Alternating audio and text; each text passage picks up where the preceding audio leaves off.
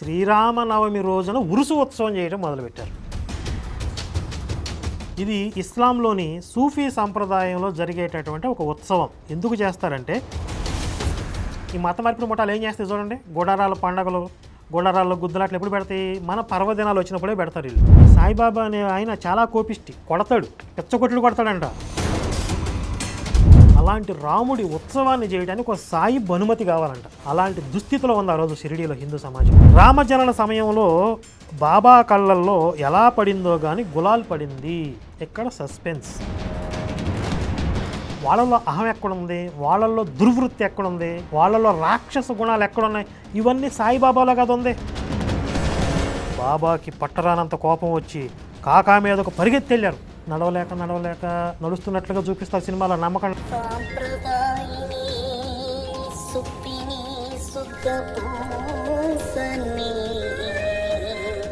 రంగస్థలంలో సిట్టిబాబు లాగా ఒక్కసారి మన చెవిలోకి వెళ్ళిపోయిందంటే అలా గుర్తుంచుకోవాలి.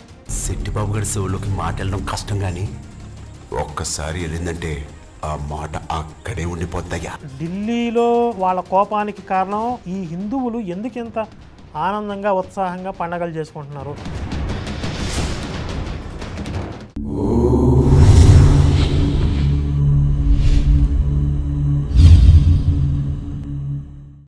అందరికీ నమస్కారం. సాయి బాబా గురించి ఒక ఎపిసోడ్ వచ్చింది ఇంతకుముందు. చాలా బాగా రెస్పాన్స్ వచ్చింది, వేలల్లో కామెంట్స్ వచ్చాయి. ఆ కామెంట్స్లో ఎంతోమంది ఈరోజు మాకు సత్యం అర్థమైంది కాబట్టి మా పూజ గదిలో నుండి సాయిని తీసేస్తున్నాం, తొలగిస్తున్నాం అని వందలాది కామెంట్స్ వచ్చాయి. ఆ ఎపిసోడ్లో ఉన్నటువంటి సారాంశం ఇంకొకసారి 2 లైన్లో చెప్తాను. ఈ సాయిబాబా గారికి షిరిడీలో నివాసం ఉండటం అనేది అది మనస్ఫూర్తిగా జరిగిందేమీ కాదు.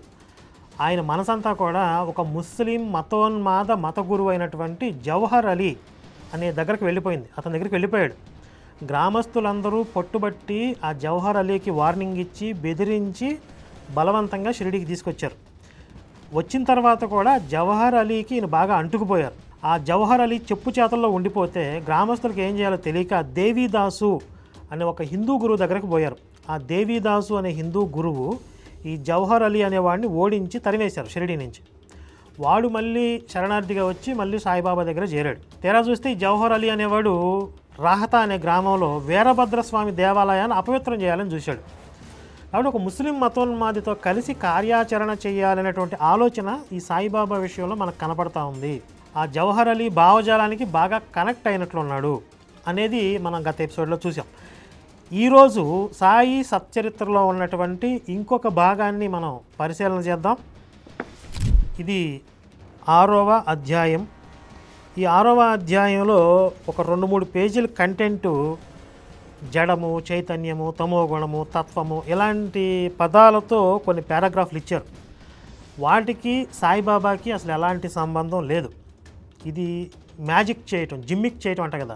ఆ విధంగా ఏదో ఒక ఫిలాసఫీ, అద్భుతమైనటువంటి లోతైనటువంటి ఫిలాసఫీ చెప్తున్నారు సాయిబాబా మనకు అందిస్తూ ఉన్నాడు అనే భ్రమని కల్పించడానికి అసలు సంబంధం లేనటువంటి ఫిలాసఫీని ముందు వెనక రాస్తూ పోయారు. కాబట్టి ఈ 6వ అధ్యాయంలో అసలు విషయం ఎక్కడి నుంచి ప్రారంభమవుతుంది అని అంటే, ఒక 2-3 పేజీలు ముందుకెళ్ళిన తర్వాత ఇప్పుడు గతంలో మసీదు జీర్ణోద్ధరణ అనుసంధానంతో రామజనన కథా సంకీర్తన విషయం గురించిన వర్ణనను ముందుకు నడిపిద్దాం. ఇక్కడ మొదలుపెట్టాడు అసలు కథ ఏంటి, ఏం జరిగింది అనేది. ఈ ముందంతా కూడా జనాల్ని ఒక ట్రాన్స్లోకి తీసుకుపోవడానికి ఉపయోగించినటువంటి జిమ్మిక్ ఇది.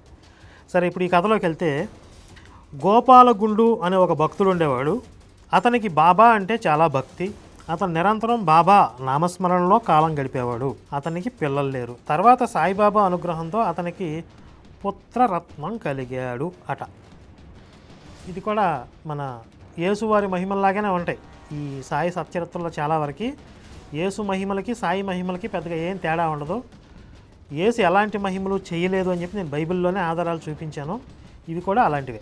అతని మనసుకి ఎంతో ఆనందం కలిగింది. ఒకసారి గోపాలగుండు మనసులో షిరిడీ గ్రామంలో ప్రతి సంవత్సరము ఒక జాతర లేదా ఉరుసు జరిపితే బాగుండునని, అలా చేస్తే అందరికీ ఆనందం కలుగుతుంది కదా అని అనిపించింది. సరే, అది ఒక ఆధ్యాత్మిక ప్రదేశంగా జనాలు వస్తూ పోతూ ఉన్నారు కాబట్టి ఇక్కడ ఏదైనా ఒక ఉత్సవం చేస్తే బాగుంటుంది అని ఈ గోపాలగుండు అనే వ్యక్తికి అనిపించింది. అయితే అక్కడికి వస్తున్నటువంటి ప్రజలందరూ ఎవరు? దాదాపుగా అందరూ హిందువులే కదా, హిందూ భక్తులే అక్కడికి వస్తూ ఉన్నారు కాబట్టి హిందుత్వానికి సంబంధించి ఏదైనా ఉత్సవం ప్లాన్ చేయాలి. కానీ ఈ గోపాలగుండు అనే అతనికి ఎలాంటి ఆలోచన వచ్చిందంట? ఒక జాతర లేదా ఉరుసు జరిపితే బాగుండునని. ఉరుసు అంటే మీకు ఐడియా ఉందా? ఇది ఇస్లాంలోని సూఫీ సంప్రదాయంలో జరిగేటటువంటి ఒక ఉత్సవం. ఎందుకు చేస్తారంటే ఈ సూఫీ సంప్రదాయంలో ఒక మత గురువు కనుక చనిపోతే అతని గుర్తుగా ఈ ఉరుసు అనేది నిర్వహిస్తారు. అరబిక్ భాషలో ఉర్స్ అంటే కలయిక, వివాహం అని అర్థం. ఈ మత గురువు చనిపోయి అల్లాతో ఏకమయ్యాడు, ఆయనతో కలిసిపోయాడు అని చెప్పి దాన్ని ఒక పండగలాగా సెలబ్రేట్ చేసుకుంటూ ఉంటారు. ఈ దర్గాల్లో జరుగుతూ ఉంటాయి ఉరుసు ఉత్సవాలు అనేవి. కానీ ఈ గోపాలగుండు అనే వ్యక్తి హిందువే కదా, అతనికి ఉరుసు చేయాలి అనే ఆలోచన ఎలా కలిగింది? సాయిబాబా గారిని చూస్తూ ఉన్నాడు కాబట్టి, ఆయనతో సహవాసం చేస్తూ ఉన్నాడు కాబట్టి, సాయిబాబా గారు అల్లా మాలిక్, అల్లా అచ్చా కరేగా, అల్లా భళా కరేగా అంటూ ఉన్నాడు కాబట్టి తెలియకుండా అక్కడ ఇస్లాంని నూరిపోస్తున్నాడు కాబట్టి, మెల్లగా ఇంజెక్ట్ చేస్తున్నాడు కాబట్టి హిందువుల్లో ఇతనికి ఇస్లాంకి సంబంధించినటువంటి ఒక ఉత్సవాన్ని చేయాలి అనే ఆలోచన వచ్చింది. ఎవరికి? గోపాలగుండు అనే వ్యక్తికి. నేను ఇంతకుముందు చెప్పా కదా, ఇస్లాం యొక్క ఒరిజినల్ సిద్ధాంతాలని అర్థం చేసుకోలేని స్థితిలో హిందువుల్ని ఉంచాడు సాయిబాబా అనేది నేను గత ఎపిసోడ్లో చెప్పాను. అది మీకు కనపడుతుందా ఇక్కడ? ఏదో ఒక సినిమాలో ఎట్లా చెప్పారంటే పరమశివుడు సాయిబాబాగా అవతరించాడు. ఎందుకంటే హిందువులకి ముస్లింలకి మధ్య సామరస్యాన్ని నెలకొల్పడానికి అని ఒక కల్పిత ఘట్టాన్ని చూపించారు ఒక సినిమాలో. లోక కళ్యాణార్థం మానవులను జ్ఞాన మార్గాన నడిపించుటకై మేము కలియుగంలో మీ భరద్వాజ గోత్రం ఆపస్తంభ సూత్రంలో 3 సార్లు జన్మిస్తాము. మొదట శివరూపి షిరిడీ సాయిగాను, రెండవసారి శివశక్తి సత్యసాయిగాను, మూడవసారి శక్తి ప్రేమ సాయిగాను అవతరిస్తాము. ఇప్పుడు హిందువులకి ముస్లింలకి మధ్య సామరస్యాన్ని నెలకొల్పాలంటే మతోన్మాదం ఎవరిలో ఉంటుందో వాళ్ళని న్యూట్రల్ చేయాలి కదా. ఆల్రెడీ పరమత సహనం అధికంగా ఉండి అది ఒక రోగంగా మారిపోయిన హిందువుల్ని ఇంకా రొచ్చులో ఆ ఊబిలో దింపడం ఏంటి, అందులో తొక్కటం ఏంటి? వీళ్ళని కొంచెం పైకి లేపాలి, హిందుత్వం మీద వాళ్ళకు కొంచెం ఆ పట్టు రావాలి కదా, హిందుత్వంతో వాళ్ళకి ఒక అనుబంధం పెరగాలి. ఇంకా అటువైపు ఎవరైతే ఉన్మాదంతో ఉన్నారో వాళ్ళని న్యూట్రల్ చేయాలి. కానీ ఇక్కడ రివర్స్లో జరిగింది. హిందువుల్ని ఇంకా ఆ సెక్యులరిజంలో తొక్కేశారు, పరమత సహనం అనే ఊబిలో బాగా తొక్కేశారు. అటువైపు చూస్తే ఆ ఇస్లాంకి సంబంధించి ఎవరూ కూడా సాయిబాబాని ఫాలో అవ్వాలా. ఒకవేళ ఒకళ్ళు ఇద్దరు ఉన్నా కూడా వాళ్ళు మెల్లగా అక్కడ చేరి ఇంటర్నల్గా వాళ్ళ వ్యాపారాలు వాళ్ళు చేసుకున్నారు. కాబట్టి అంతిమంగా ఇక్కడ నష్టపోయింది హిందువులు, హిందుత్వము. ఇక్కడ గోపాలగుండు గారికి ఉరుసు ఉత్సవం చేయాలని ఆలోచన వచ్చింది. సరే ముందుకెళ్దాం. ఒక జాతర లేదా ఉరుసు జరిపితే బాగుండునని, అలా చేస్తే అందరికీ ఆనందం కలుగుతుంది కదా అని అనిపించింది ఈ గోపాలగుండు. తర్వాత ఏం చేశాడు ఆయన? తాత్యా కోతే పాటిల్, రామచంద్ర దాదా కోతే పాటిల్, మాధవరావు దేశపాండే మొదలైన ముఖ్య భక్తులందరికీ ఈ ఆలోచన ఎంతో నచ్చింది. ఈ గోపాలగుండు మిగిలిన అక్కడ ఉన్నటువంటి ఆ ముఖ్యమైన వ్యక్తులకి, షిరిడీ సాయితో పాటు ఉండేటువంటి వ్యక్తులందరికీ చెప్పాడు. వాళ్ళకు కూడా ఈ ఆలోచన నచ్చింది. అంటే వీళ్ళకి కూడా తెలియకుండా ఇంజెక్షన్ వేసేసాడు ఆయన. ఈ సంఘటన ఎప్పుడు జరుగుతుంది? 19వ శతాబ్దం చివరిలో, అంటే 1897 ఆ ప్రాంతంలో. 100-120 సంవత్సరాల క్రితం భారతదేశం మీద ఎన్ని రకాల దాడులు జరిగాయి. ఇస్లాం మతోన్మాదులు ఎన్ని దేవాలయాలను ధ్వంసం చేశారు, ఎంత అపవిత్రం చేశారు కొన్ని దేవాలయాల్ని. సోమనాథ్ దేవాలయం దగ్గర నుంచి మొదలు పెడితే అయోధ్యలో రామమందిరం విధ్వంసం, ఇవన్నీ చూస్తూ ఉన్నారు కదా. ఈ ఇస్లాం మతోన్మాదాన్ని అర్థం చేసుకోలేని స్థితిలోకి హిందూ సమాజం వెళ్ళిపోయింది ఆ రోజు. ఆ తర్వాత అతి దగ్గరలో కొన్ని దశాబ్దాల కాలంలోనే హిందువుల అతిపెద్ద ఓచకోత, పెద్ద మారణ హోమం జరిగింది దేశ విభజన సమయంలో. ఎందుకంటే హిందువులు చైతన్యంతో లేకపోవడం వల్ల. కాబట్టి మెల్లగా ఇంజెక్షన్స్ పడ్డాయి ఆ కాలంలో హిందువులకి. షిరిడీలో జాతర జరపరాదని జిల్లా అధికారి ఆజ్ఞ జారీ చేశాడు. అయితే ఈ ఉత్సవం షిరిడీలో జరగాలని బాబా మనసులోని సంకల్పం. అందుకోసం పూర్తిగా ఆశీర్వాదపూర్వకంగా ఆయన ఆజ్ఞ కూడా అయ్యింది. దానికి తోడు గ్రామస్తులు కూడా ఆ పని పూర్తవడానికి చాలా తీవ్రంగా ప్రయత్నించారు. ఇక్కడ కొద్దిమంది వ్యక్తులు కాదు చూడండి, మొత్తం గ్రామం అంతా కూడా ఇస్లాంకి సంబంధించిన ఒక ఉత్సవం చేయాలని చెప్పి పట్టుబట్టారు. అధికారులు ఒప్పుకోకపోయినా అధికారులు తమ ఆజ్ఞను వెనక్కి తీసుకుని అందరి అభిమతాన్ని నెరవేర్చారు. అంటే ప్రతి చోట కూడా గ్రామస్తులు ఎక్కడికక్కడ పట్టుబట్టడం తప్ప బాబా గారి మహిమలే లేవు. అప్పుడు 1897 ఈ సంవత్సరంలో బాబా సమ్మతితో రామనవమి రోజున, ఇది అండర్లైన్ చేసుకోండి, ఇప్పుడు రామనవమి రోజున జాతర ఏర్పాటు చేశారు. ఇది ఎంత దుర్మార్గం, ఇక ఆలోచించండి. అసలు హిందువులందరినీ ఒక ఇస్లాం సంప్రదాయానికి చెందిన ఉత్సవంలో భాగం చేయటమే దుర్మార్గం అయితే, అది ఏకంగా శ్రీరామనవమి రోజున పెట్టారు. ఇప్పుడు కూడా ఈ మత మార్పిడి ముఠాలు ఏం చేస్తాయి చూడండి, గుడారాల పండగలు, గుడారాల్లో గుద్దులాట్లు ఎప్పుడు పెడతాయి, మన పర్వదినాలు వచ్చినప్పుడే పెడతారు వీళ్ళు. ఎందుకంటే హిందువుల్ని డైవర్ట్ చేయడానికి.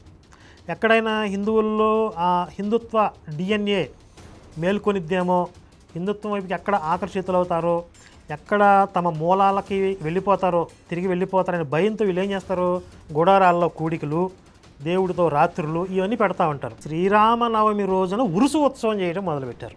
భారతదేశంలో రాముడి గుడి లేని ఊరు ఉండదు అని నానుడి. అంటే భారతీయుల మనసులు రాముడితో అంతగా పెనవేసుకుపోయి ఆ రాముడిని దూరం చేయాలి. ఇప్పుడు రాముడిని డిస్కనెక్ట్ చేసి ఇంకా ఒక సాంప్రదాయం ఏదో పెట్టాలి. అందుకని శ్రీరామనవమి రోజున ప్లాన్ చేశారు. ఆయన అదే రోజు అనుమతి ఇచ్చాడు, లేదా వీళ్ళకి అలాంటి ఆలోచనలు కలిగించాడు ఇండైరెక్ట్గా. రాముని తీసేసి ఇంకొక వస్తువుని పెట్టడం అనమాట. అది ప్లాన్ చేశారు. ఇక్కడ రామనవమి రోజున జాతర ఏర్పాటు చేశారు. తాత్యాకోతే దానికి కావాల్సిన ఏర్పాట్లు చూశాడు. జాతరకు విపరీతంగా జనం రాసాగారు. ఆ శ్రీరామనవమి రోజునే భజన, పూజల సమారంభంతో తాళాలు, బాజా భజంత్రులతో జాతరకు అన్ని వైపుల నుంచి అపారంగా జనులు రావడం మొదలెట్టారు. ఇంత పెద్ద ఉత్సవం చేస్తున్నారు, ఏదో జరుగుతుంది చూద్దామని చెప్పి ఇంకా చుట్టుపక్కల జనాలు కూడా వచ్చేస్తారు కదా. అంటే ఎంత పెద్ద హిందూ సమూహాన్ని ఇందులో భాగం చేస్తున్నారు. శ్రీరామనవమికి దూరం చేశారు ఇక్కడ. చూడండి, శ్రీరామనవమి అంటే ఏంటి, రాముడు అవతరించిన రోజు. సాక్షాత్తుగా శ్రీ మహావిష్ణువు శ్రీమన్నారాయణుడు భక్తజనుల రక్షణ కోసం భూమి మీదకి అవతరించాడు. ఆయన అవతరించిన రోజుని పక్కకు పెట్టేసి ఇక్కడి నుంచి ఎవరో ఇస్లాం మత గురువు ఎక్కడికో పోయాడు కాబట్టి దాన్ని ఉత్సవంగా చేయడంలో మునిగిపోయారు అక్కడ హిందూ భక్తులందరూ. ఇది దుర్మార్గమా కాదా చెప్పండి. కామన్ సెన్స్ మనం పనిచేస్తుంది కదా. ప్రతి సంవత్సరము మెలమెలా మెరిసే 2 వినూత్న పథకాలను ఎంతో సమారంభంగా ఊరేగింపుతో మసీదు శిఖరానికి అమర్చేవారు. చివరికి అక్కడే దాన్ని పాతేవారు. అందులో ఒకటి నిమోన్కర్ది, రెండవది దాము అన్నది. అలా 2 పతాకాలు అట్టహాసంగా ఊరేగింపుతో వచ్చేవి. మసీదు శిఖరం పైన ముచ్చటగా అవి రేపరేపలాడేవి. శ్రీరామనవమి పోయింది, ఈ ఉత్సవం ఇలా జరుగుతూ ఉంది. తర్వాత ఆ ఉరుసు నుంచి రామనవమి ఉత్సవం ఎలా ఆవిర్భవించిందో ఆ అద్భుతమైన కథా కమామేషు వినండి. ఈ ఉరుసు నుండి రామనవమి అవతరించిందంట. ఎంత దౌర్భాగ్యం పట్టింది చూడండి. ఇక్కడ శ్రీరామనవమి ఎక్కడ, ఈ మతం ఏంటి, ఈ ఉరుసు ఏంటి, ఆ ఉరుసు నుండి రామనవమి ఆవిర్భవించడం ఏంటి. ఇంకొన్నాళ్ళు పోతే ఇస్లాం మతం నుండి హిందుత్వం ఆవిర్భవించిందని కూడా చెప్తారు కదా. అంత పిచ్చిలోకి తీసుకెళ్ళిపోతారు కదా. సరే, ఇక్కడ నాకు ఒక చిన్న డౌట్ వచ్చింది. శ్రీరామనవమి రోజు ఉరుసు ఉత్సవం జరుపుతున్నారు కదా, కొన్ని సంవత్సరాలు చేశారు కదా. అరే తప్పు పాపం, హిందువుల్ని ఇట్లా రాముడికి దూరం చేసి ఇంకొక మత సాంప్రదాయానికి సంబంధించిన ఉత్సవం చేయించడం ఏంటి.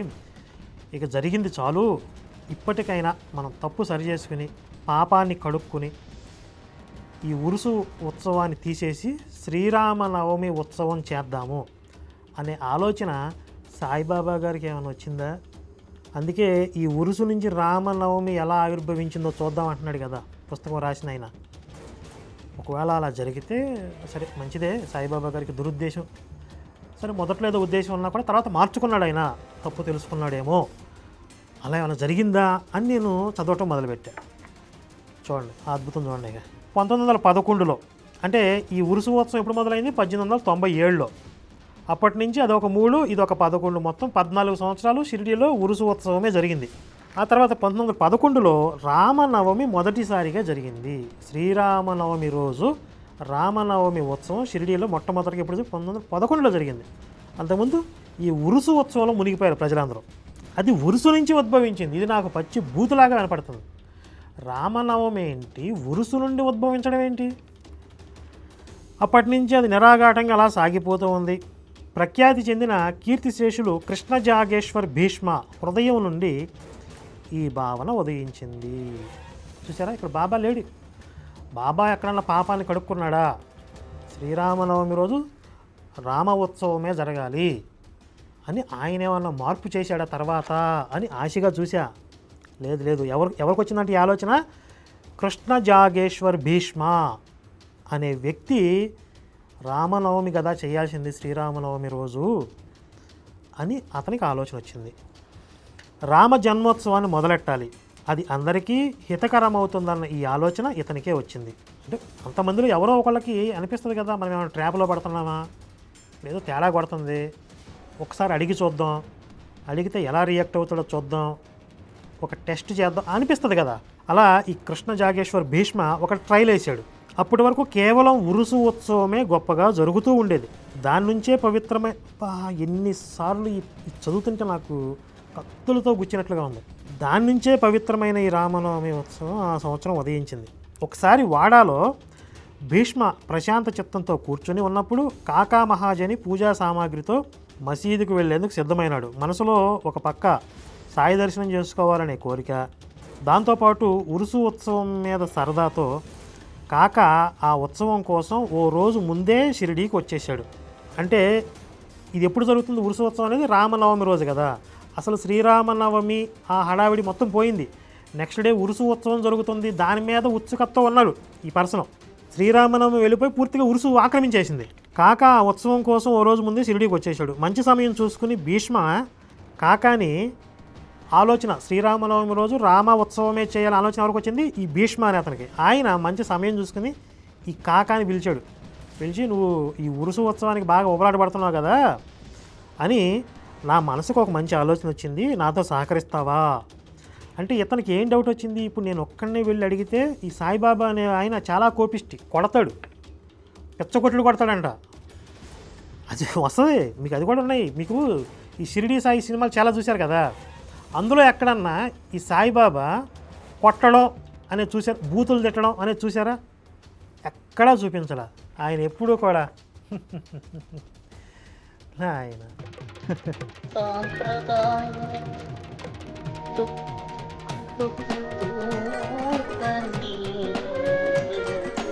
ఇదే మోడ్లో ఉంటాడు. పచ్చి అబద్ధం, అంత ప్రచారం. ఆయన పెద్ద ఒక శాడిస్టిక్ బిహేవియర్ ఉంటుంది ఆయన దగ్గర. అవన్నీ మనం ముందు ముందు భాగాల్లో చూద్దాం. ఈ భీష్మ అనే అతనికి ఒక్కడికి అడగటానికి భయం వేసి ఈ కాక అనే అతన్ని తోడు తెచ్చుకున్నాడు. అతన్ని అడుగుతున్నాడు ముందు, నాతో సహకరిస్తావా నువ్వు, ఓ పని చేద్దాం మనం. ఇక్కడ ప్రతి సంవత్సరము ఉరుసు జరుగుతుంది కదా శ్రీరామనవమి రోజు, రామనవమి కూడా అదే రోజు వస్తుందంట. ఇది చూడండి, ఆయన కూడా ట్రాన్స్లోకి వెళ్ళిపోయాడు. శ్రీరామనవమి రోజు ఉరుసు ఉత్సవం చేస్తున్నారు అనేది పోయింది. ఉరుసు ఉత్సవం రోజు రామనవమి వస్తుంది అనే ట్రాన్స్లోకి వెళ్ళిపోయారు. రామ జన్మోత్సవం జరుపుకోవడానికి ఈ అవకాశం అనాయాసంగా వచ్చినట్లే కదా, సరే అంత పెద్ద ఉత్సవం చేస్తున్నారు కదా, ఎలాగా రామనవమి కూడా చేస్తే బాగుంటుంది కదా అనే ఆలోచన ఈయనకి వచ్చింది. కాకా మహాజనికి ఈ ఆలోచన నచ్చింది, అతనికి కూడా ఈ ఆలోచన నచ్చింది. బాబా అనుమతి తీసుకో, బాబా గారు ఆయన అనుమతి తీసుకో. మరి హిందూ పండగలు చేసుకోవడానికి, రాముడి యొక్క ఉత్సవాలను చేసుకోవడానికి ఒక సాయిబు ఆయన అనుమతి కావాల్సి వచ్చింది. బ్రహ్మంగారు చెప్పారు కదా, బ్రహ్మంగారు అన్నట్టు కాలం మారిపోవటం అంటే ఇదేనమాట.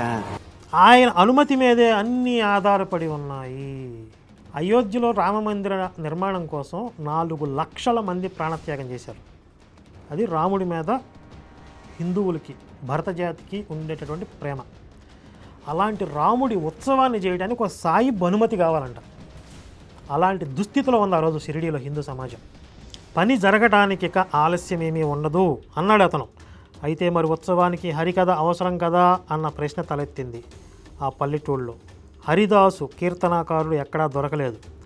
ఆ అవాంతరం అడ్డొచ్చింది. భీష్మ సంకీర్తన నేను చేస్తాను, నువ్వు హార్మోనియం మీద స్వరం వాయించు, రాధాకృష్ణ బాయి సొంటిపొడి ప్రసాదం తయారు చేస్తుంది, పదండి బాబా దగ్గరకు పోదాం. శుభకార్యం విషయంలో ఆలస్యం చేస్తే ఏదో ఒక అవాంతరం ఎదురొస్తుంది. శుభకార్యానికి శీఘ్రతను మేళవిస్తే పని దానంతటదే అయిపోతుంది. పద, మనమిప్పుడు హరికథా సంకీర్తన చేయడానికి అనుమతి తీసుకునేందుకు వెళదాం అనుకొని వాళ్ళిద్దరూ వెంటనే మసీదుకు వచ్చేశారు. కాక పూజ ప్రారంభించగానే బాబానే ఇలా అడిగారు, వాడాలో ఏం జరుగుతుంది? కానీ కాకాకి ఆ ప్రశ్న అర్థం కాలేదు. అప్పుడు వెంటనే బాబా అదే ప్రశ్నను మరో రకంగా భీష్మను అడిగారు. ఏమిటి పెద్ద మనిషి ఏమంటున్నాడు అంటే, మీరిద్దరు ఏదో ఒకళ్ళ మొహాలు ఒకళ్ళు చూసుకుంటున్నారు, ఏదో చెప్పాలనుకుంటున్నారు, ఇతను నీ ద్వారా ఏదైనా చెప్పించాలనుకుంటున్నాడా అనే సెన్స్లో అడిగినట్లుగా అనిపించింది నాకు. అప్పుడు కాకాకి గుర్తొచ్చింది. అతను తన మనసులోని ఆలోచన చెప్పాడు. బాబా మనసుకి ఆ ఆలోచన నచ్చింది. ఇక్కడ మరి బాబా భక్తులు అనుకునేవారు అడగవచ్చు, మరి బాబాకి కూడా ఆలోచన నచ్చింది కదా అని. అది లౌక్యం అని నేను అంటాను. ఎందుకంటే ఆ మాత్రం నేను ముందే అడిగా కదా, రామనవమి రోజు ఉరుసోత్సవం హిందువుల్ని ఇంత నిస్సహాయ స్థితిలోకి తీసుకెళ్ళడం పాపం కదా అనే ఆలోచన మొట్టమొదటే రావాలి. ఎవరో వచ్చి మేము శ్రీరామనవమి రోజు రాముడి ఉత్సవం చేసుకుంటాను అంటే దానికి అంగీకరించడం అనేది మీరు గొప్పతనంగా భావిస్తే మొదట చేసింది దుర్మార్గం అని మీరు ఒప్పుకున్నట్లే, అవునా? ఇక్కడ కూడా పూర్తిగా ఎదురెళితే నన్ను ఇక్కడి నుంచి పంపించేస్తాను, నేను అర్థమైపోతానేమో అని కొన్ని చోట్ల ఆయన కొంచెం లౌక్యంగా ప్రవర్తించాడు అనేది నా అభిప్రాయం. ఉత్సవం చేయాలని నిశ్చయమైపోయింది. మరునాడు ఉదయాన్నే బాబా లెండీకి వెళ్ళడం చూసి ఆయన దగ్గరలో అప్పుడప్పుడు ఒక తోట లాంటి ప్రదేశానికి వెళ్ళి అక్కడ కూర్చుని కాసేపు ఆ టైం స్పెండ్ చేసి వస్తూ ఉంటాడు. ఆయన లెండీకి వెళ్ళడం చూసి సభామండపంలో ఊయల కట్టి సంకీర్తన ఏర్పాట్లు మొదలుపెట్టారు. తర్వాత సరిగ్గా సమయానికి శ్రోతలు కూడా వచ్చేశారు. బాబా కూడా లెండీ నుంచి వచ్చేశారు. కాకా హార్మోనియం ముందుకి వచ్చి కూర్చున్నాడు. ఇంతలో బాబా అతను పిలిపించారు. బాబా మిమ్మల్ని పిలుస్తున్నారు అన్న మాటలు వినగానే కాకా గుండె గుబేలు మంది. ఎందుకు గుండె గుబేలు మంది అంటే, ఎక్కడ ఈ సాయిబ్బు గారికి మనం చేసే పనులు నచ్చవో, మనం చేస్తున్నటువంటి ఈ హరికథా సంకీర్తనం చూసి ఆయన కోపం వస్తుందో అని చెప్పి వీళ్ళు గజగజ వణుకుతున్నారు. అప్పటికే ఏమై ఉంటుంది, ఏం జరిగిందో తెలియటం లేదు. కీర్తన రసాభాస కాదు కదా, ఇంతకుముందు ఒక శాడిస్టిక్ బిహేవియర్ ఉంటుంది సాయిబాబా దగ్గర అని చెప్పా కదా, అవన్నీ వీళ్ళు చూస్తూ ఉన్నారు. ఆల్రెడీ వీళ్ళకి పరిచయమే, అందుకని వాళ్ళకి భయం వేస్తుంది. బాబా పిలుపు విన్న కాకాకి పై ప్రాణాలు పైనే పోయాయి. బాబాకి కోపం ఎందుకు వచ్చింది? ఇక్కడ ముందు లైన్లో ఏం రాశారు? పిలుస్తున్నాడు అని మాత్రమే రాశారు. కానీ ఇక్కడ కోపం ఎందుకు వచ్చింది అనే ప్రశ్న వచ్చింది. అంటే ముందు లైన్లో దాచేశారు. సాయి విపరీతమైన కోపంతో కాకాని పిలిచాడు అని ముందు లైన్లో రాయాలి. అలా అకారణంగా ఆయన కోపం ఎందుకు వచ్చింది అని ఒక ప్రశ్న చదివే వాళ్ళ వస్తుంది కాబట్టి వాళ్ళని కన్ఫ్యూజ్ చేయడానికి అక్కడ రాయలేదు. తర్వాత కోపం ఎందుకు వచ్చింది అని చెప్పి ఈ కాకా ఆలోచనల్లో అక్కడ జరిగిన విషయాన్ని చెప్తున్నారు. సంకీర్తన అసలు నిరాఘాటంగా సాగుతుందా, ఈ సాయిబు నన్ను పాలనిస్తాడా అని భయం ఉంది లోపల. కాకా తడబడుతూ మొరాయించి అడుగులను ముందుకేస్తూ వెనక్కి తిరిగి చూస్తూ భయంగా మసీదు మెట్లెక్కసాగాడు. అడుగులు భారంగా పడుతున్నాయి. కాకా బాగా చింతాగ్రస్తుడైపోయాడు. బాబా అతన్ని ఇలా అడిగారు, ఆ ఉయ్యాలు ఎందుకు కట్టారు ఇక్కడ? అక్కడ ఈ హరికథా సంకీర్తన జరిగే ప్రదేశంలో ఒక ఉయ్యాలు కూడా కట్టారు. కాక జరిగిన కథ, ఉత్సవం చేయాలన్న ఆలోచన వివరంగా చెప్పాడు. ఇక్కడ మళ్ళీ డౌట్ వచ్చిందా మీకు? ఆల్రెడీ ఇంతకు ముందే చెప్పారు కదా, పర్మిషన్ తీసుకున్నారు కదా, అసలు ఇక్కడ ఏం జరుగుతుంది అని చెప్పి ఈ కాకా అనే వ్యక్తిని పిలిచాడు. అప్పుడు ఆయన భయంతో గజగజ వణుకుతూ వెళ్ళి, ఇక్కడ రాముడి ఉత్సవం చేద్దాం అనుకుంటున్నాము, హరికథా సంకీర్తనం చేద్దాం అనుకుంటున్నాం అని ఆయన భయంతో గజగజ వణుకుతూ చెప్పాడు. అంటే అంతకుముందు బాబాకి చెప్పారు, ఆయన ఒప్పుకున్నాడు అనేది సందేహాస్పదమే. అక్కడ ఆల్రెడీ చెప్పేసి ఉంటే, సాయిబాబా గారు ఒప్పుకుని ఉంటే, ఈయన భయంతో మళ్ళీ ఉత్సవం చేయాలనే ఆలోచన చెప్పాడు అని రాయటం అసంబద్ధం. అందుకే ఇక్కడ కాక జరిగిన కథ అంటే పూర్వ వృత్తాంతం. ఈ భీష్మ నేను మాట్లాడుకున్నాం, రామనవమి రోజు రామ ఉత్సవం చేయాలనే ఆలోచన, అవన్నీ కూడా ఆయనకి ఎక్స్ప్లెయిన్ చేశాడు. అది విని బాబా ఆనందించారు. ఆహా అని ఆయన మళ్ళీ ఆనందించారు. అంటే ముందు ఇప్పుడు ఇది జరిగితే ఇది అవసరం లేదు, ఇది జరిగితే ఇది అవసరం లేదు. బైబిల్లో కూడా ఇలాగే ఉంటుంది. పేతురు ఒక కల వచ్చింది నాకని చెప్తాడు. అసలు అది వేరే సందర్భం అనుకోండి. తర్వాత బాబా అక్కడే సమీపంలో ఉన్న నింబారు అంటే గూడు, ఓ అందమైన పూలదండ తీసి కాకా మెడలో వేశారు. మరొకటి భీష్మ కోసం కూడా ఇచ్చారు. అంటే ఈ ఆలోచన ఇప్పుడే చెప్పారు వాళ్ళు, అంతకుముందు చెప్పలా. అందుకే భీష్మని కూడా పిలిచి ఇద్దరికి మంచి ఆలోచన వచ్చిందా మీకు అని చెప్పి ఇద్దరికి దండేశాడు. అంటే ఇంతకుముందు రాసింది అబద్ధం. ఇక్కడ క్లియర్గా రచయితలో దురుద్దేశం కనబడుతుందా, మనల్ని డైవర్ట్ చేస్తున్నాడని అర్థమవుతుందా మీకు? ఇక్కడ స్పష్టంగా ఇప్పుడు మాత్రమే ఫ్రెష్గా చెప్తేనే ఇద్దరిని పిలిచి ఇద్దరికి దండేస్తాడు. కానీ ఇక్కడ మాట్లాడుతున్న కాకా అయితే భీష్మను కూడా ఎందుకు పిలుస్తాడు అంటే, మొట్టమొదటి ఆలోచన భీష్మకు వచ్చింది కాబట్టి. ఇక్కడ ఇద్దరిని మెచ్చుకున్నట్లుగానే మెచ్చుకున్నాడా? తర్వాత చూడండి. ఊయల గురించి బాబా ప్రశ్నించినప్పుడు అందరిలో గొప్ప చింత ఉత్పన్నమైంది. అయితే ఆ దండ అతని మెడలో పడగానే అందరి చింత ఆనవాళ్ళు లేకుండా పారిపోయింది. అందరూ భయంతో గజగజ వణిగిపోయారు. ఈ సాహిబ్ గారు ఎక్కడ చితగొట్టేస్తాడు అందరినీ రామనవమి ఉత్సవం అనగానే అని అందరూ భయపడ్డారు. పోనీలే ఒప్పుకున్నాడు అని చెప్పి అప్పుడు సంతోషించారు. ఆ తర్వాత అసలు కథ ఉంది చూడండి. ఇంకా అసలే భీష్మ బహుశ్రుతుడు, అంటే అనేక విషయాల మీద పుష్కలంగా జ్ఞానం ఉండడం, వివిధ కథా పారంగతుడు కాబట్టి హరికథా సంకీర్తన రసభరితంగా అయ్యింది. శ్రోతల ఆనందం పొంగి నింగి అంచులు దాటింది. అంటే అద్భుతంగా హరికథా సంకీర్తనం అనేది చేశారు. బాబా ముఖంలో కూడా ప్రసన్నత చిందులేసింది. ఆయన కూడా ఆనందించాడు అనే రాశారు. మంచిది. అనుమతి ఎలా ఇచ్చారో అదేవిధంగా హరికథా సంకీర్తన భజనలతో ఉత్సవాన్ని కూడా అలాగే పూర్తి చేయించారు. సాహిబ్ గారు రామనవమి ఉత్సవాన్ని చేసుకోవడానికి అనుమతి ఇచ్చారు, అలాగే దగ్గరుండి పూర్తి చేయించారు. రామజనన సమయంలో బాబా కళ్ళల్లో ఎలా పడిందో కానీ గులాల్ పడింది. ఇక్కడ సస్పెన్స్. ఈ గులాల్ అంటే ఏంటి? మనం హోలీ రోజు రంగులు చల్లుకుంటాం కదా ఉత్సవాల్లో, అలాంటిది ఏదో ఒకటి, ఒక రంగుల పొడి లాంటిది ఆయన కంట్లో పడిందంట. కౌసల్య మందిరంలో శ్రీరాముడు ప్రకటమవటానికి బదులు బాబా నరసింహ రూపంతో ప్రకటమైనారు. ఎక్కడొచ్చాడు చూడండి అపరిచితుడిగా, ఎక్కడొచ్చేసాడు అపరిచితుడు. ఏం చేస్తాడు వచ్చిన తర్వాత? గులాల్ అనేది కేవలం ఒక మిష, అంటే నా కంట్లో రంగుల పొడి పడిందని చెప్పి ఆయన కోపం వచ్చిందని రాశారా? అదంతా కేవలం మిష అంట, అది ఒట్టి నాటకం అంట. అంటే అంత ఆనందభరితంగా అంత భక్తిభావంతో జరిగినటువంటి రామనవమి ఉత్సవం చూసి ఆయన కళ్ళల్లో నుప్పులు పోసుకున్నాడా? ఆయన కోపం వచ్చేసిందా? ఈ ప్రశ్న నాకు వస్తే ఇప్పుడు నేను ద్రోహినా? ఈ ప్రశ్న మీకు రాకపోతే మీరు వివేకంతో ఉన్నట్లేనా? చూడండి ఆ తర్వాత. గులాల్ అనేది కేవలం ఒక మిష, రామ జననానికి ఆయన ఆవేశపూరితులైనారు. ఇంతకు పూర్వం 14 సంవత్సరాల పాటు రామనవమి రోజు ఉరుసు ఉత్సవం జరిగింది. ఎప్పుడూ ఆయన ఆవేశపూరితుడు కాలే. మొట్టమొదటిసారి ఉరుసు ఉత్సవం ప్లేస్లో రామనవమి రోజున రామ ఉత్సవం జరిగింది. అప్పుడు ఆయన కోపంతో కళ్ళు ఎర్రబడ్డాయి, మొత్తం నరసింహ స్వరూపం ధరించాడు, ఉగ్రుడైపోయాడు అని చెప్పి రాశారు. ఇప్పుడు అహం అనే రావణుడు ఈ మొదలుపెట్టాడు చూడండి, వీళ్ళు జిమ్మికి మొదలుపెట్టారు, ఇక తత్వం మొదలుపెట్టారు, కన్ఫ్యూజ్ చేసేస్తారనమాట. ఇప్పుడు అహం అనే రావణుడు నశిస్తాడు, దుర్వృత్తి అనే రాక్షసుడు చనిపోతాడు. ఎవరిలో అహం ఉంది? ఎవరిలో దుర్వృత్తి ఉంది? అందరూ భక్తులు కదా అక్కడ ఉంది, అందరూ కూడా రామభక్తులు, భక్త పార్వశ్యంలో ఉన్నారు. వాళ్ళల్లో అహం ఎక్కడుంది? వాళ్ళల్లో దుర్వృత్తి ఎక్కడుంది? వాళ్ళల్లో రాక్షస గుణాలు ఎక్కడున్నాయి? ఇవన్నీ సాయిబాబాలో కదా ఉంది. కళ్ళల్లో నుప్పులు పోసుకుంది ఆయన కదా. బాబాకి విపరీతంగా కోపం వచ్చింది. ఇక చెప్పేదేముంది? ప్రత్యక్షంగా నరసింహ రూపమే, తిట్లు శాపనార్థాలు మొదలయ్యాయి. ఇక బూతులు మొదలుపెట్టాడు. ఇక ఆ మొండ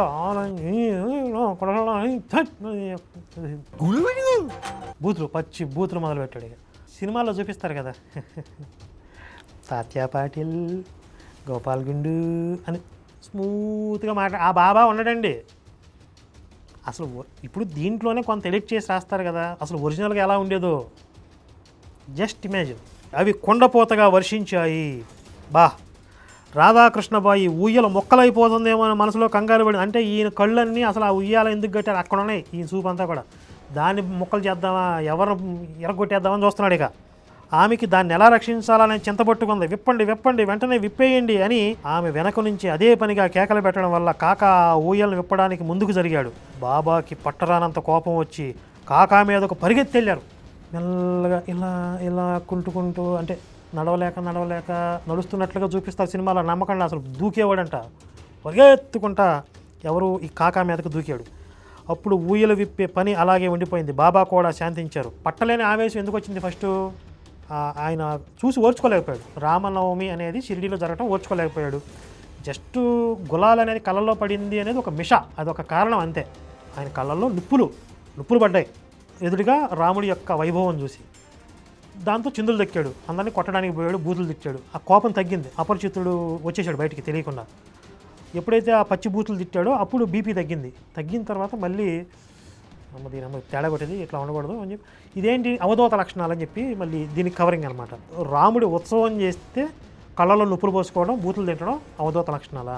ఈయన శాడిస్టిక్ బిహేవియర్ అన్నా కదా, ఇంతవరకే చెప్తే మీకు అర్థం కాదు. ఇంకా ఈ కథలో ముందుకెళ్తే గోపాలగుండుకు ఉత్సవం లేదా ఉరుసు గురించి స్ఫూర్తి కలిగినట్లే శిథిలమైన మసీదుని అందంగా రూపొందించాలన్న కోరిక కూడా కలిగింది. ఆ మసీదుని కొంచెం డెవలప్ బాగు చేద్దాం అనుకున్నారు వీళ్ళు. మళ్ళీ తర్వాత అది అలానే జరిగింది. మొదట బాబా అనుమతి అడిగి భక్తులు అలసిపోయారు.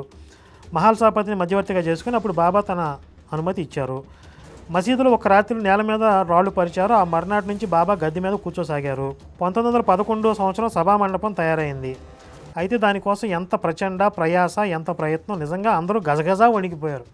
ఇది మసీదుని డెవలప్ చేద్దాం, జీర్ణోద్ధరణ చేద్దాం అనే ప్రయత్నం చేస్తే వీళ్ళు ఎందుకు గజగజ వణికిపోయారు? వాళ్ళు రాత్రిపూట ఎంతో ప్రయత్నంతో స్తంభాలను భూమిలో పాతటం, వాటిని పొద్దున్నే బాబా పీకేయడం, ఈయన వచ్చి పీకేస్తున్నాడంట.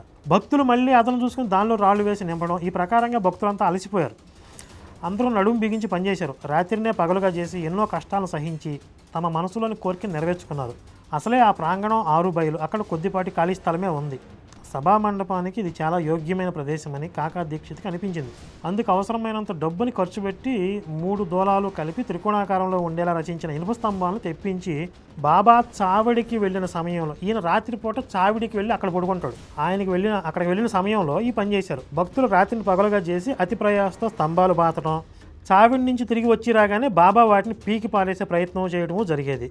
ఆ సందర్భంలో ఓసారి బాబా విపరీతంగా కోపించారు. ఓ చేత్తో ఆయన తాత్య మెడబట్టుకున్నారు, పీకబట్టుకున్నాడు. రెండో చేత్తో ఒక స్తంభాన్ని కదిలిస్తూ పీకడానికి ప్రయత్నించారు. ఇది కూడా అండర్లైన్ చేసుకోండి.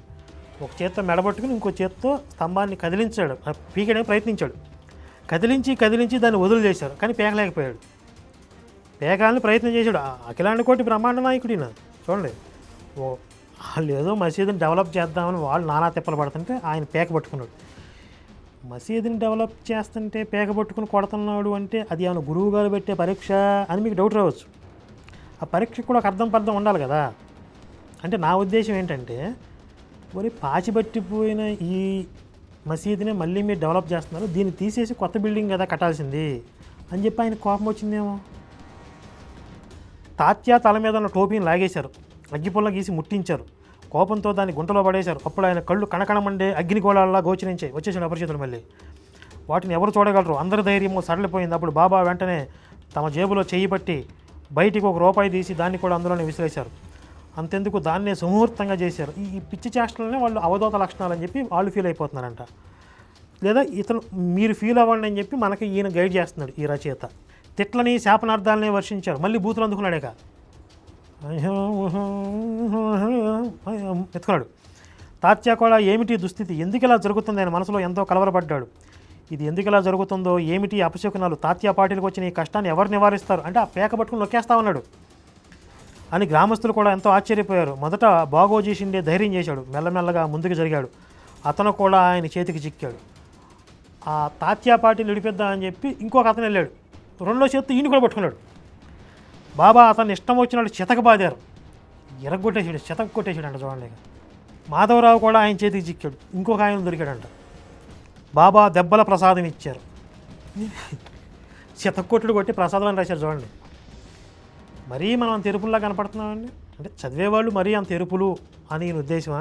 ఇక ఇప్పుడు బాబా ముందుకు ఎవరు వెళ్తారు? తాత్యాన్ని ఎలా విడిపించాలంటే ఆయన ఒక చేత్తో ఈ తాత్యాన్ని పట్టుకుని నొక్కేస్తున్నాడు, వదలట్లా, ఆడు గిల కొట్టుకున్నాడు బాబా ఆయన అన్న ఆలోచనతో గ్రామస్తులు తలలో బద్దలు కొట్టుకున్నారు. అలా చూస్తుండగానే బాబా కోపం తగ్గుతూ వచ్చి శాంతించింది. ఈ మెంటలు వచ్చేసినాయి కదా, బీపీ రేజ్ అయింది కదా, షార్ట్ టెంపర్ వచ్చేసింది కదా, అది మెల్లమెల్లగా ఈ కొంతసేపు పేక పిసికిన తర్వాత అప్పుడు తగ్గింది, బూతులు తిట్టిన తర్వాత.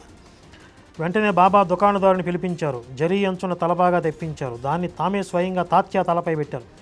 పిర్రగిల్లి జోలపాటం అనమాట. శతకొట్టుడు కొట్టేసి ఆ కోపం మెంటలు తగ్గిపోయిన తర్వాత మళ్ళీ వాళ్ళని బుజ్జగించడం. అతనికి సంభావన ఇచ్చారు. ఈ కోపానికి కారణం ఏమిటి? తాత్యా మీద ఈ అరుపులు దేనికోసం? బాబా కేకలు పెడబొబ్బలు ఎందుకు పెట్టారు? ఆయనకి ఎందుకు కోపం ఎలా పెచ్చుమీరిపోయింది? చూస్తుండగానే ఒక్క నిమిషంలో మళ్ళీ ప్రసన్న చిత్తులు ఎలా అయ్యారు? నవరస నట సార్వభౌముడైన. ఇదంతా గ్రామస్తులకి చాలా ఆశ్చర్యం అనిపించింది. అందుకు కారణమేమిటో పిసరంతా కూడా నిశ్చయంగా ఎవరికీ అందుబట్టలేదు. బాబా ఒక్కోసారి ప్రశాంతంగా ఉంటారు, ప్రేమగా కబుర్లు విశేషాలు చెప్తూ ఉంటారు. ఒక్క క్షణమైనా కాకముందే ఉన్నట్టుండి నిష్కారణంగా కోపంతో మండిపడతారు. పిచ్చండి ఇది. సాడిస్టిక్ బిహేవియర్, అపరిచితుడు. ఇది వేరే సందర్భం. అంటే మసీదుని వాళ్ళు ఏదో జీర్ణోద్ధరణ చేద్దాం, కొంచెం రంగులేసి కాస్త డెవలప్ చేద్దామన్న ఆలోచన వచ్చిన కారణంగా వాళ్ళ మీద పడి చెతగొట్టి బూతులు తిట్టాడు. అంటే కొత్త బిల్డింగ్ కట్టించుకోవాలి అనే ఆలోచన ఉందేమో, దాంతో ఆయన కోపం వచ్చింది. కానీ సరే ఇది వదిలేసేయండి అని అంతకుముందు ఏదైతే రామ నవమి ఉత్సవం చూసి ఆయన కళ్ళలో నొప్పులు పోసిన చూడండి, దాన్ని మాత్రం రంగస్థలంలో సిట్టిబాబు లాగా ఒక్కసారి మన చెవిలోకి వెళ్ళిపోయిందంటే అలా గుర్తుంచుకోవాలి. సిట్టిబాబు గారి చెవుల్లోకి మాట వెళ్ళడం కష్టం కానీ ఒక్కసారి వెళ్ళిందంటే ఆ మాట అక్కడే ఉండిపోద్దయ్యా. ఇక్కడ మీకు ఇంకొక సందర్భం కూడా చెప్తాను. అక్కడ ఏం రాశారు, అనుకోకుండా గులాల్ ఆయన కంట్లో పడింది కాబట్టి ఆయన చిర్రెత్తుకొచ్చిందని రాశారు కదా. మొన్నే ఢిల్లీలో తరుణ్ అనే కుర్రాడు హత్యకు గురవడానికి కూడా హోలీ పండగ రోజు ఆ హోలీ జరుపుకునే సందర్భంలో రంగులు వెళ్ళి ఒక ముస్లిం మహిళ మీద పడటం వల్ల ఆవిడ వాళ్ళందరినీ గుంపుని వెంటేసుకొచ్చి కాపు కాసి ఒక కుర్రోని టార్గెట్ చేసి చంపేశారు. అక్కడ ఢిల్లీలో వాళ్ళ కోపానికి కారణం వాళ్ళ మీద రంగులు పడటం కాదు, ఈ హిందువులు ఎందుకింత ఆనందంగా ఉత్సాహంగా పండగలు చేసుకుంటున్నారు అని ఆ రోజు అక్కడ ఢిల్లీలో ఎలా అయితే కళ్ళలో నిప్పులు పోసుకున్నారో ఆ రోజు బాబా గారు కూడా రామనవమి ఉత్సవం చూసి కళ్ళల్లో నిప్పులు పోసుకున్నారు. వాళ్ళ మీద పచ్చి బూతులతో విరుచుకుపడ్డాడు. ఇది సాయిబు గారి అదర్ సైడ్ ఆఫ్ సాయిబాబాలో ఒక భాగం. మరిన్ని విశేషాలతో ఇంకొక ఎపిసోడ్లో మళ్ళీ కలుద్దాం. జై శ్రీరామ్, భారత్ మాతా కీ జై.